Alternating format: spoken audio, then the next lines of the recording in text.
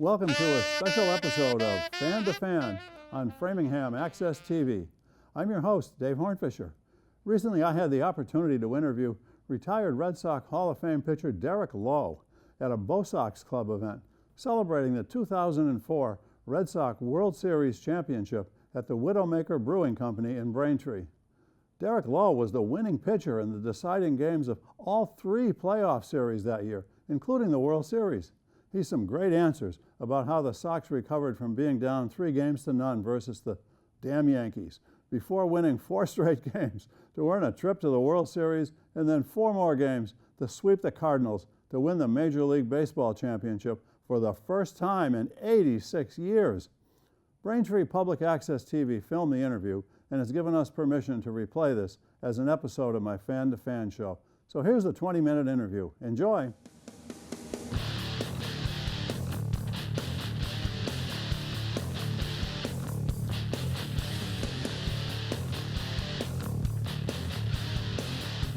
Real quick, I just need to introduce Dave. Now, longtime Red Sox fan and baseball fan, in that order, of course. Former Bosox Club board member, retired after 25 years of service as a CFO at the Berklee College of Music. Dave is now a play-by-play voice at the Framingham High School girls basketball team. Welcome. Dave, please. Thank you. A glowing introduction like that, I'm reminded of one Lyndon Johnson got one time, and it was glowing, and he said, wow, he said, my father would have loved it and my mother would have believed it. But, and so I'm going to do the same thing here to Derek. You all sort of know who he is, and I probably could say without further introduction, but let me just rattle off a few numbers here. 2018 Red Sox Hall of Fame, member of the, right there. Well, 2000, I guess, but with all the wins you had, you're probably pretty close to the big time one, but that didn't happen, did it? What's that? You're probably pretty close to Cooperstown, but that didn't happen. 100, he had 176 career wins. I think one vote. Yeah, well, 100. That's impressive. So when you retire, you guys probably know it's 5 years. So my number got called 6 years ago, and I literally think I got 1 vote. So needless to say, I'm not going to make it, but thank you, though. Might have been mine, should have been. Well, certainly Louis Tiant should be in there, right? We all agree with that. But anyway, just a few stats here. 2,671 innings with, let's see, all the teams. Seattle, Boston, Dodgers, Braves, Yankees,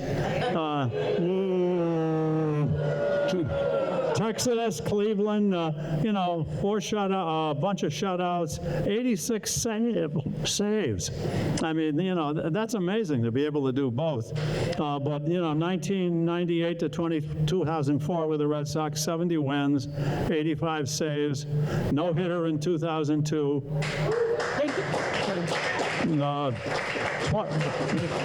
21-8 that year as All-Star starter. Yeah. How many innings did you pitch? Even 1 or 2? That's actually a really good question. I do know that Barry Bonds almost hit a home run, and Torrey Hunter took it back. I think I pitched 1 inning. Well, that's for an All-Star game. That's great. If you got Barry Bonds, and that's great. Not a lot of pitchers did that. 3rd in the Cy Young voting that year. 42 saves in 2000, and All-Star that year as well. But the thing we remember most is 2004 World Series champs, right? Won 3 games in the playoffs, including Game 7 against them. He had a little bit of run support, but we won't talk about that.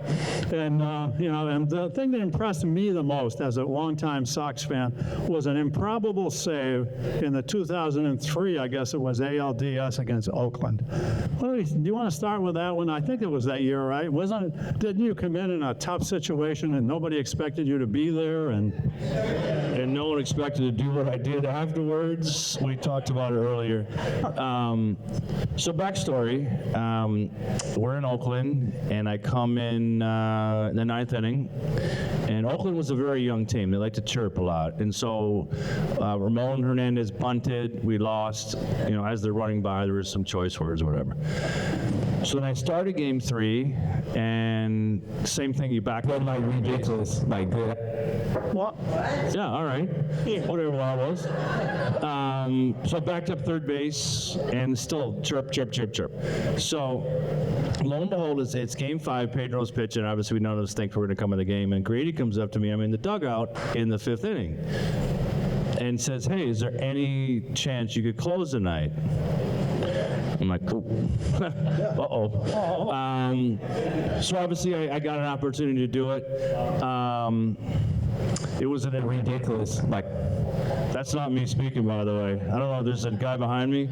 But, so yeah, obviously it was an amazing time striking out Terrence Long. I remember to the day Jason Varitek calling a fastball inside. It was bases loaded at the time, and you're just hoping, you know, it works. And then the second I did it, I'm like, oh God. And so I was telling some gentlemen, our locker rooms are super close to one another in Oakland. And so there's like 4 or 5 guys standing outside our locker room wanting to fight me. I'm like, we have security. You're never getting in. And you know, it was a great time. I know people talk about it, but I do regret actually doing it. but you got him out, and it was on to 2003, and well, we didn't like the ending of that. But 2004, it all got good. You know, we didn't think it would, and there you are in the on the division in the championship season versus the unspoken name here team down 3-0. And why don't you just talk a little bit about some of the highlights of that Yankee ALCS? Well, just give me a half a dozen memories that you have kind of that series. I think that's something every Red Sox fan totally fell in love with when we finally beat them. So at this point, it'd be great if it was a Q&A, because I could sit and ramble.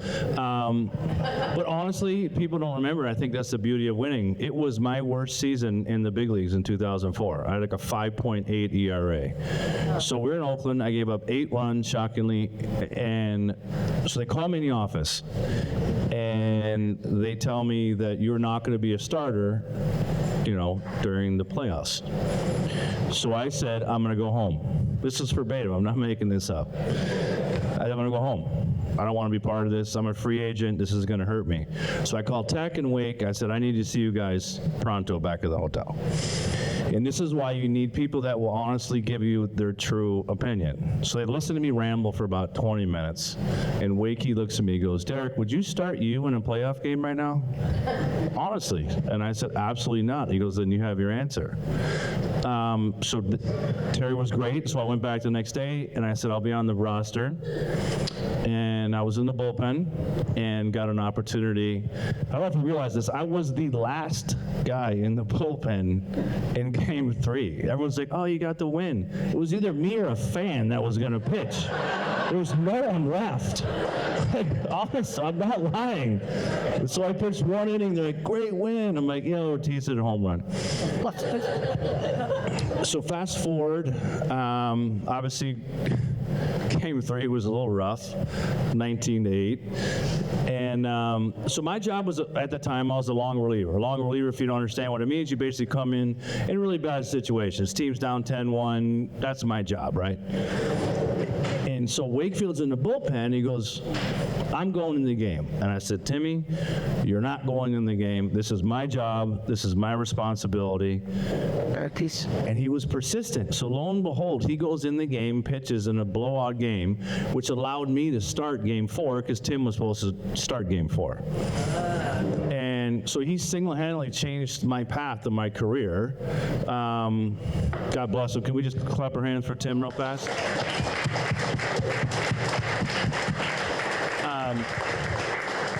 And that's who he was as a teammate.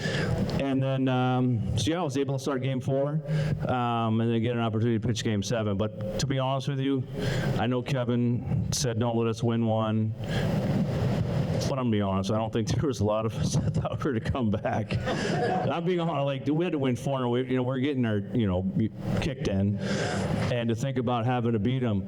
But we always, obviously with Schilling and Pedro and all that, we kind of felt like we had a chance. But so Game 7 is probably the greatest thrill of my life. A lot of people probably don't realize even who we played in the World Series, nor do I. I don't really remember a lot of it, but I remember everything of the Yankee series.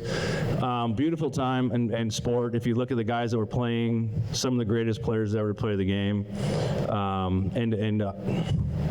obviously 03 wasn't the greatest ending, but it was just a beautiful time in my career, and I loved playing here for 8 years. Obviously, I played years past that, but there was nothing like playing here. You guys are some of the greatest. You are the greatest fans in the game. Thank you very much. Thank you.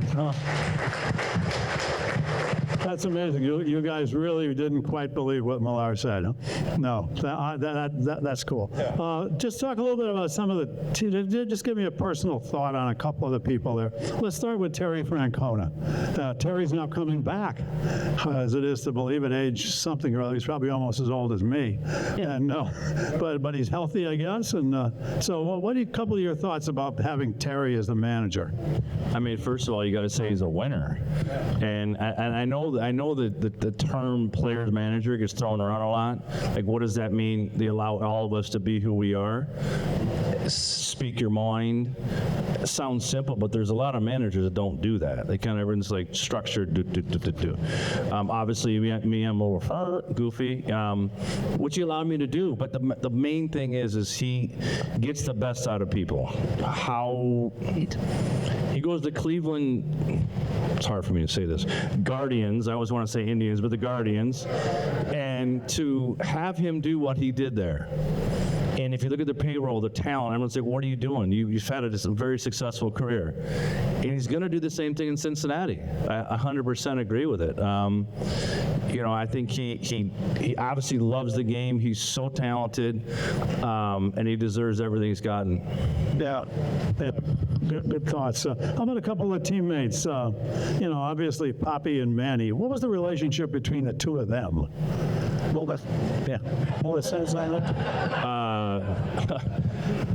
They were truly great friends. Yeah. They really were. I mean, how do you explain? I mean, Manny's obviously, maybe a little different than David. Manny's one of the most talented human beings I've ever played with, but he's a child. You know what I mean? He's a child. But to understand how to hit a baseball, understand how to read hitters, obviously David's path of becoming one of the greatest players ever to play. He gets released by Minnesota, nobody wants him, we pick him up, and it turned into the career that he had. But it was, I will say this, it was the closest. I was very fortunate to play the years that I played. It was the closest team I've ever been part of. So what you guys don't know, maybe if there's a day, say you have a Sunday day game. I'm boring you guys, I can see her. It's like, where is he going? So if you have a Sunday day game and you fly into the next city, every team in all sports has a team dinner.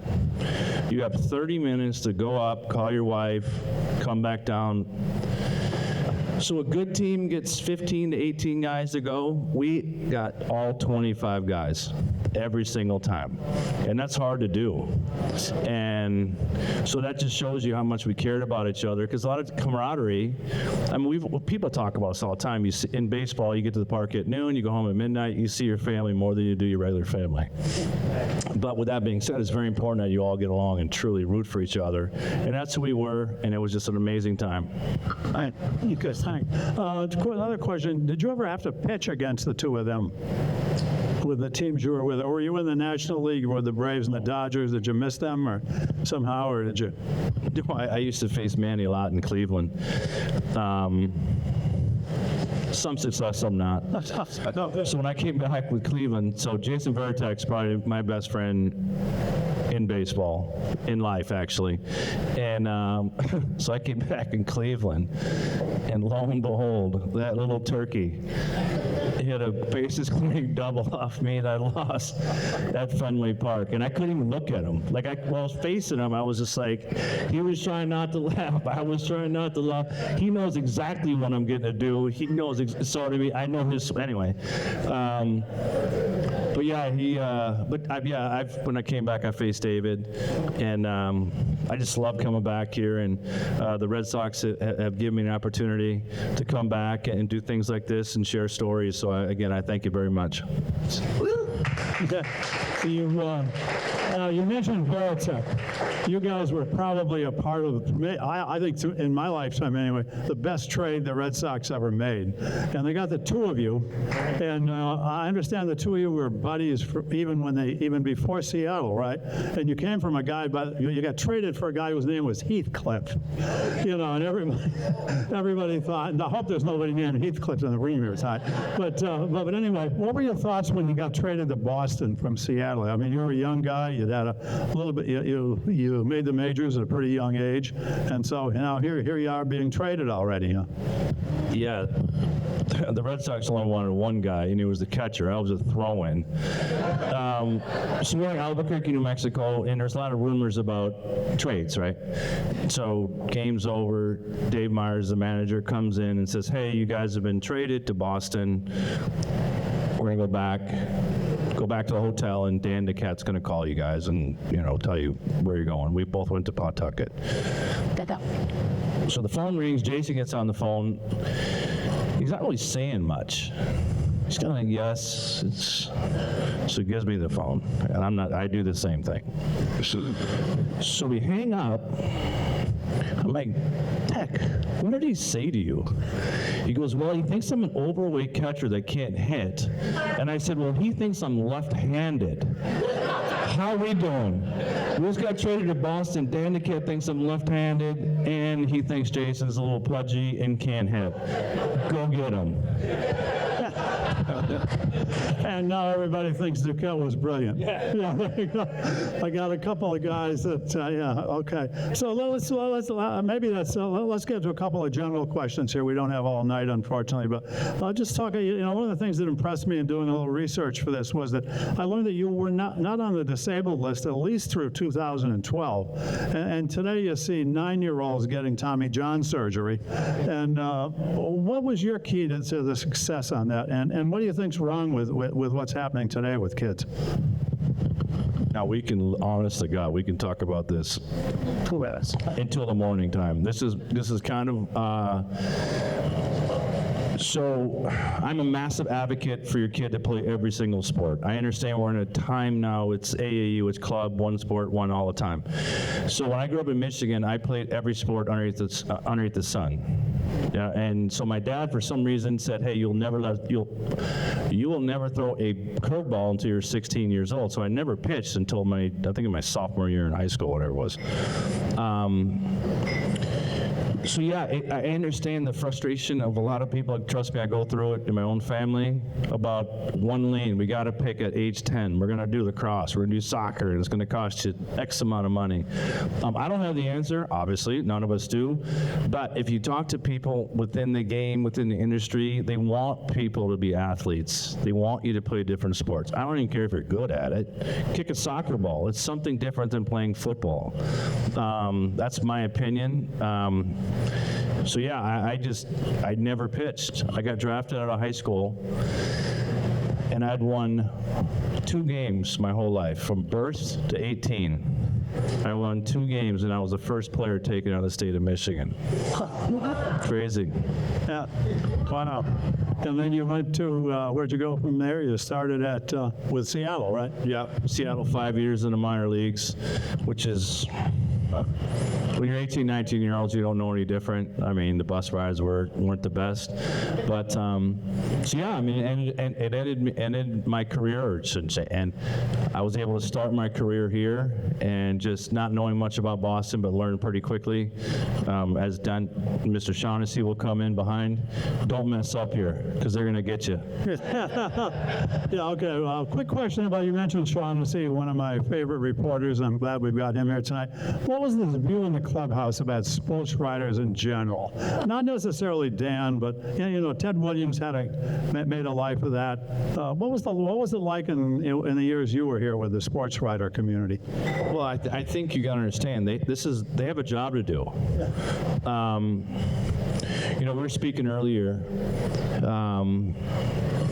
It's the greatest place to play and the hardest place to play. What I mean by that is, so I remember I was telling him, we went to Kansas City. This was 3 years after I left Boston. Starting pitcher gave up 8 runs, 2 1/3. He got a standing ovation. Can you imagine doing that in Fenway Park?